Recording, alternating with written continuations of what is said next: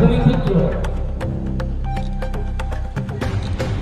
একসময় কোন এক দলের নেতৃত্ব অর্থাৎ জাতীয় উন্নয়ন পার্টির আজকে আমাদের ভাইজানের নেতৃত্বে আমার এবং আপনি দেখতে পাচ্ছেন আমাদের সিনিয়র নেতা মোহনদা আছে, ভাইজানের দুজন অবজারভার এসছে, তাদের হাত ধরে 40টি পরিবার বিভিন্ন দল থেকে তৃণমূল, সিপিএম এবং বিজেপি থেকে যোগদান করলো। মঞ্চে দাঁড়িয়ে আপনি অভিযোগ করলেন যে 2019 সালে কোন এক নেতা দিলীপ ঘোষের বাড়িতে গিয়েছিল, নাম না ধরেই তো বললেন, কে এই ব্যক্তি? আপনারা সাংবাদিক, আপনারা খুঁজুন, নিশ্চয়ই বুঝতে পারবেন। আপনি অভিযোগ করলেন যে কয়েকদিন আগে আপনার বাড়িতে গিয়ে পা ধরে কোনো একজন আপনার কাছে কিছু প্রার্থনা করেছিল, কে এবং কি প্রার্থনা? নামটা বলছি না, তবে বলছি অবশ্যই তৃণমূল এবং বাংলার শাসক দলের লোক। যারা জয়েনিং করলো আজকে তোলা, আগামী দিনে কি তাদের কোনো আপনারা দায়িত্ব দিবেন? হ্যাঁ, অবশ্যই। ওরাই আমাদের ভাইজানের নীতি আদর্শ হচ্ছে যারাই বুথে বুথে সংগঠন করবে তারাই নেতা হবে। অন্য দলের থেকে আমাদের পার্থক্য একটাই, অন্য দলে যারা সংগঠন করবে তারা পিছিয়ে পড়বে, আর বাবু সম্প্রদায় মানে বাবু কালচার ভাইজান ভাঙতে চাইছে, যে বাবু সম্প্রদায় চলবে না।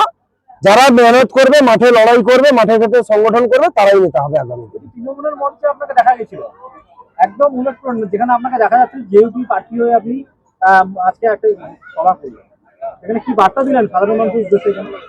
আজকে একটাই বার্তা, আপনার যেটা প্রশ্ন যে তৃণমূলে ছিলেন কেন ছাড়লেন বা তৃণমূল কেন করলাম, আমরা ধর্ম নিরপেক্ষ মানুষ, ধর্ম নিরপেক্ষতাকে পাথেয় করে চলি, কিন্তু বাংলার বুকে যে দুটি দল তারা ধর্মীয় মেরুকরণের উপরে দাঁড়িয়ে রাজনীতি করছে, তাই এটাকে সহ্য করতে না পেরে এই ধর্ম নিরপেক্ষতা যেটা আমাদের পটাশপুরের মানুষ বিশ্বাস করে, সেই ধর্ম নিরপেক্ষতাকে রক্ষার জন্য আজকে ভাইজানের নেতৃত্বে ধর্ম নিরপেক্ষতার লড়াইতে নেমেছে।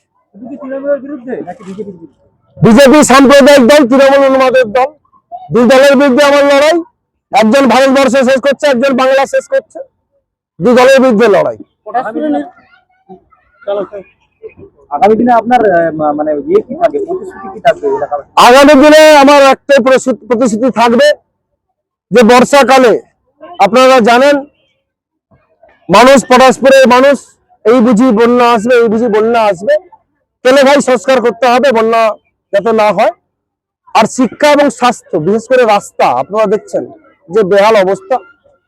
আর বাড়ি বাড়িতে যে প্রতিশ্রুতি দিয়েছিল সে দিল্লির সরকার এবং বাংলার সরকার, তারা প্রতিশ্রুতি পূরণ কতটা করেছে না করেছে আপনারা ভালো বুঝতে পারছেন। তাই বাড়ি বাড়িতে পানীয় জল পৌঁছে দেওয়া আমি প্রতিশ্রুতি দিচ্ছি। বন্যার সময় হলে কেলেঘাই নদীর জলে প্লাবিত হয়, বন্যা নেই এই মুহূর্তে, কিন্তু কেলেঘাই নদীর জল ঢুকে কিন্তু বিঘার পর বিঘা জমিতে নোনা জলে চাষের খুব ক্ষতি হয়েছে। এই জোয়ার ভাটার জন্য হয়েছে। আসলে যদি 100 টাকার মধ্যে 70 টাকা কাটমানিতে চলে যায় তাহলে এলাকার উন্নয়নের কাজ হবে কি করে? পরিকল্পনার অভাব, যারা এখন আছেন তারা পরিকল্পনা ঠিকঠাক করতে পারছেন না। ওরা কি আগে থেকে জানতেন না যে মানুষ বিপদে পড়বে?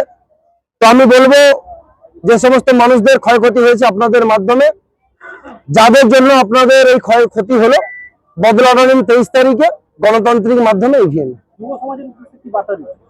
যুব সমাজের উদ্দেশ্যে একটাই বার্তা যে আজকে বাংলার শাসক দল চিৎকার করছে যে বাইরে বাংলা ভাষা বলার জন্য কাজ করতে গিয়ে অত্যাচার হচ্ছে। তো আমি বলি এদেরকে আজকে বাড়ির আত্মীয় স্বজন, বন্ধু বান্ধব, অসহায় পিতা মাতাকে ছেড়ে 800 কিলোমিটার 1500 কিলোমিটার দূরে যেতে হচ্ছে এখানে কাজ নেই বলে। আমাদের দল যদি জিততে পারি একটাই আবেদন থাকবে, এই বাংলা একটা কাজের ব্যবস্থা করতে হবে, যাদেরকে পরিযায়ী হিসাবে অন্য রাজ্যে না গিয়ে, বিশেষত বিজেপি শাসিত রাজ্যে না গিয়ে, কারণ ওখানে গেলে তো মানুষকে মেরে দিচ্ছে। তাই চাইবো বাংলায় কাজের ব্যবস্থা করব। এই সভা চলাকালীন কিন্তু তৃণমূলের একটি বাইক র্যালি গেলেন, সেই বাইকের আওয়াজ বিকট, আবার সেই মঞ্চে দাঁড়িয়ে আপনি বলছেন আমি একা রাস্তার উপরে যাব, যদি সাহস থাকে আমার গায়ে হাত দিয়ে দেখান। ওটাই তো ওদের কালচার। দেখুন, আমি শুরুতে বিশ্বাসী নেই, শেষে বিশ্বাসী। ওরা জানে নির্বাচন কমিশনের পারমিশন নিয়ে আমি এখানে মিটিং করছি, তো তারপরে ওরা যে সাউন্ডটা করলো সেটা আপনি দেখেছেন। তো আমি ঘটনাচক্রে আমি তো আরো প্রোগ্রামে যেতে হবে, তাদের মধ্যে দিয়ে যাবো। আর আমাকে ধমকে চমকে লাভ নেই। আজকে যারা বড় বড় কথা বলছেন 2021 এদের বিছানা রেজাল্টের দিন, এদের বিছানা মেদিনীপুরে কোথাও রাখা ছিল আমি জানি, কারণ বাড়ি ছেড়ে পালাতে হবে। আর 2021 নির্বাচনে কাকে রাত্রি 1টার সময় তার বাড়িতে আমি ছেড়ে দিয়ে আমাকে আসতে হবে সেটাও আমি জানি। তো আমাকে ধমকে চমকে লাভ নেই। আগামী 23 তারিখ বিধানসভা নির্বাচন, আপনি তৃণমূলে ছিলেন, বর্তমানে আপনি জেইউপি প্রার্থী, কতটা জয়ের ব্যাপারে আশাবাদী? জয়ের ব্যাপারে আমি সম্পূর্ণ আশাবাদী, কারণ এই পটাশপুরের মানুষ এই জল্লাদ এবং উন্মাদ, ভারতীয় জনতা পার্টির জল্লাদ আর তৃণমূলের উন্মাদ, এদেরকে নির্বাচিত করবেন না। যেহেতু আপনার পটাশপুরে এই বস্তি এলাকায় কিন্তু অলিতে গলিতেই কিন্তু তৃণমূলের প্রচার চলছে জোর কদমে, কতটা প্রভাব ফেলতে পারে তারা? আপনি তার সঙ্গে পাল্লা খণ্ডন দিচ্ছে দেখতে পাননি? অলিতে গলিতে দেখবেন, সেটাও জাতীয় উন্নয়ন পার্টি। আপনি যোগদান করলেন, আগে কোন দলের সঙ্গে? আপনি আগে দলের নামটা দাদা ভালো করে জিজ্ঞেস করুন। জাতীয় উন্নয়ন পার্টি। প্লিজ হুমায়ুন কবিরের সঙ্গে গোলাবেন না, কারণ ও ধর্ম নিয়ে রাজনীতি করে, 1000 কোটি টাকা নিয়ে রাজনীতি করতে চাইছে। দাদা, শাসক দল তৃণমূল কংগ্রেস ছেড়ে জেইউপিতে যোগদান করলেন কেন? আমরা দেখুন, দীর্ঘদিন আমরা সিপিএম করতাম, তৃণমূল করতাম, তো করার পরে আমরা কোনো বেনিফিট পাই না। আমাদের যে 40টা পরিবারের মধ্যে কোনো বেনিফিট নেই। এই নিয়ে আমরা সিদ্ধান্ত করেছি এই 40টা পরিবার কি ওই চোর তৃণমূল আর চোর বিজেপির জন্য বিরুদ্ধে আমরা যে জনতা জাতীয় উন্নয়ন পার্টি আমরা জয়েন করেছি এই 40টা পরিবার। তৃণমূল ছাড়লেন কেন? তৃণমূল ছাড়লাম, তৃণমূলে চোর ডাকাত বদমাশরা ভর্তি, শুধু আমাদেরকে নিয়ে অস্ত্রভাবে খেলা হচ্ছে, আর আমাদেরকে নিয়ে যেখানে সেখানে লড়াই দাঙ্গা করানো হচ্ছে। আমাদের কোনো উপকার হচ্ছে না, আমাদের এলাকায় ক্ষয়ক্ষতি আরো হয়ে যাচ্ছে। ওই জন্য আমরা শেখ আহাদ আলিয়ার নেতৃত্বে আমরা যে জনতা ওই পার্টি আমরা জয়েন করলাম। আগামীতে যদি অন্য কোনো দল থেকে চাপ দেয়, দল পরিবর্তন করবে? না, সেরকম আমাদের কোনো মানসিকতা নেই।